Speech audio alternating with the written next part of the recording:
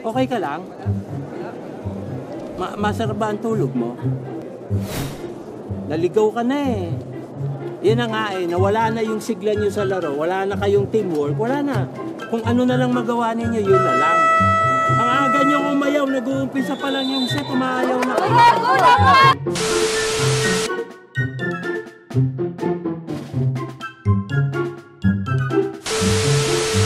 Ang layo na pinanggalingan, may hindi mo pa mabasa yung bola.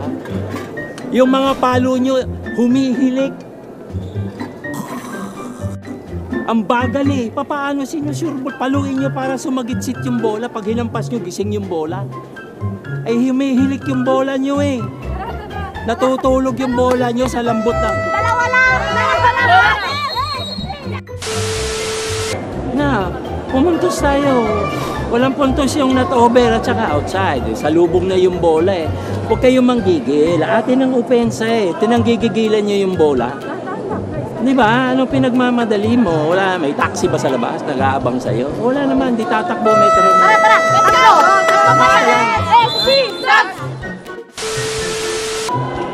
Wala kayong control. Sabi nga nung training director namin nung araw sa national team na hapon, ball control. Important, ball control. Eh wala kayong control eh. Pinuto mo nga, over naman.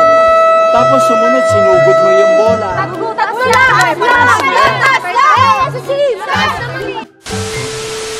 Was coaching. Oh, Coach Roger.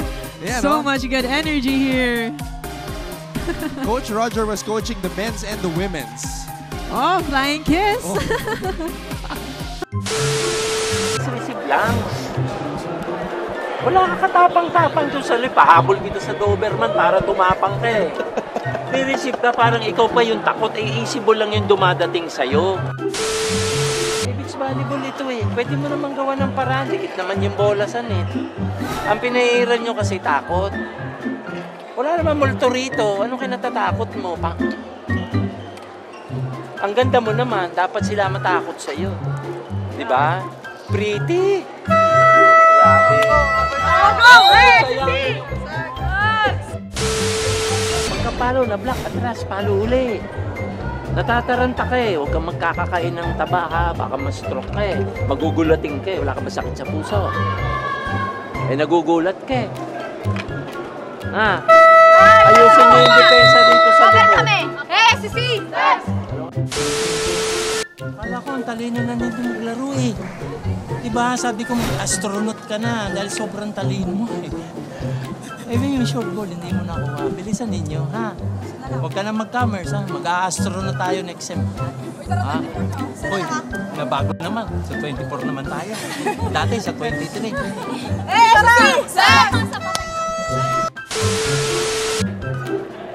Nag-Girl Scout ba kayo?